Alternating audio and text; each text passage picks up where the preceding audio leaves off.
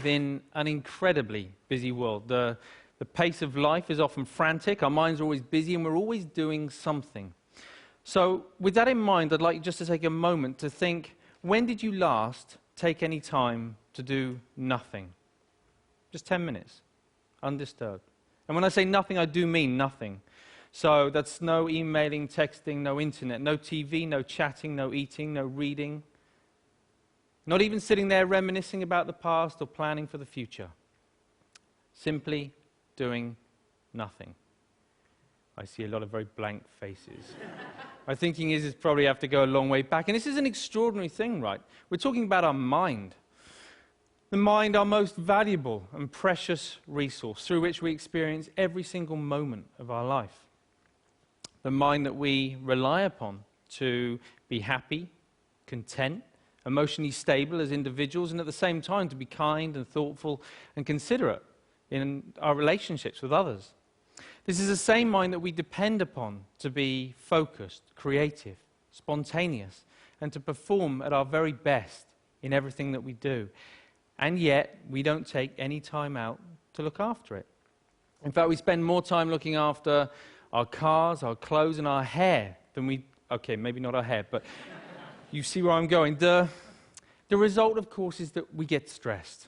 You know, the mind whizzes away like a washing machine going round and round, lots of difficult, confusing emotions. And we don't really kind of know how to deal with that. And the sad fact is that we are so distracted that we're no longer present in the world in which we live. We miss out on the things that are most important to us. And the crazy thing is that everybody just assumes, well, that's the way life is, so we just kind of got to get on with it. But that's really not how it has to be. So I was about 11 when I went along to my first meditation class. And trust me, it had all the stereotypes that you can imagine, the sitting cross-legged on the floor, the incense, the herbal tea, the vegetarians, the whole deal.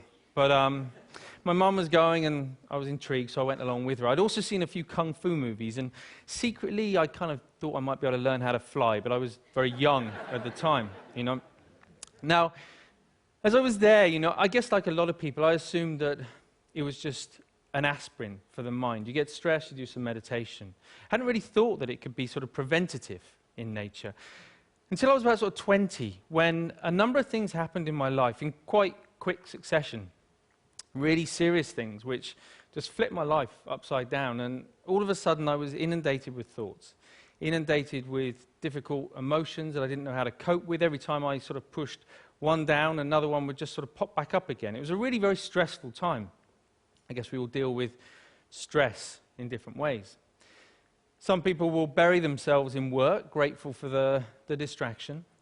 Others will turn to their friends, their family, looking for support.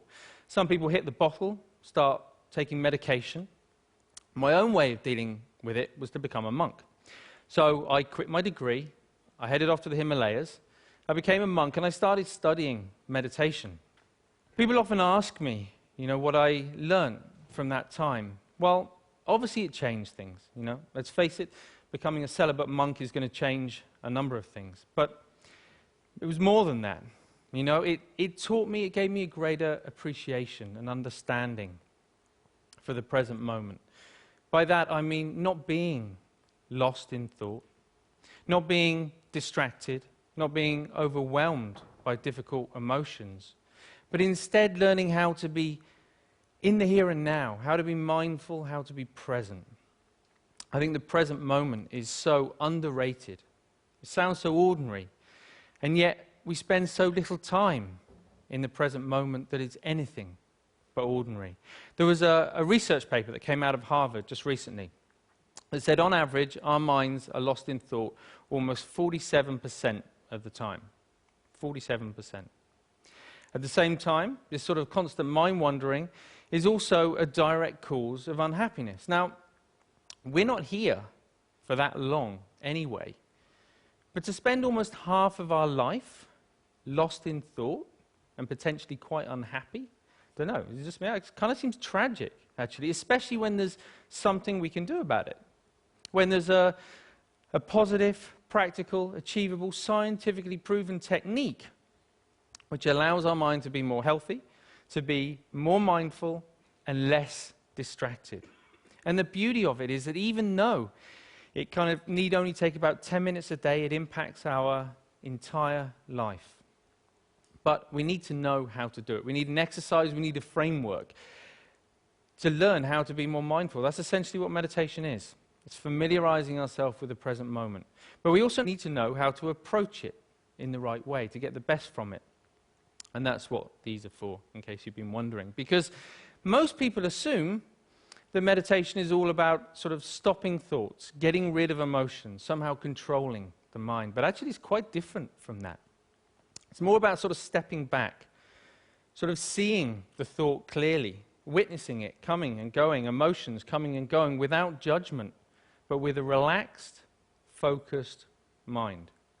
So for example, right now, if I focus too much on the balls, then there's no way that I can relax and talk to you at the same time. Equally, if I relax too much talking to you, then there's no way I can focus on the balls. I'm going to drop them.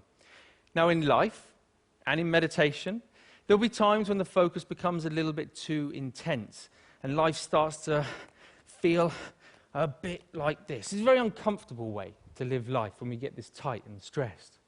At other times, we might take our foot off the gas a little bit too much and things just become a little bit like this. And of course, in meditation, we can end up falling asleep. So we're looking for a balance of focused relaxation where we can allow thoughts to come and go without all the usual involvement.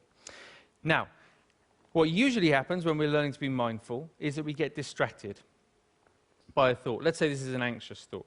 So everything's going fine, and then we see the anxious thought, and it's like, oh, didn't realize I was worried about that. You go back to it, repeat it. Oh, I am worried. Oh, I really am worried. Wow, there's so much anxiety. And before we know it, right, we're anxious about feeling anxious. You know, this is crazy. We do this all the time, even on an everyday kind of level. If you think about the last time, I don't know, you had a wobbly tooth. You know it's wobbly, and you know that it hurts. But what do you do every 20, 30 seconds? I don't know. I don't know. It does hurt. And we reinforce the storyline, right? And we just keep telling ourselves. And we do it all the time. And it's only in learning to watch the mind in this way that we can start to let go of those storylines and patterns of mind.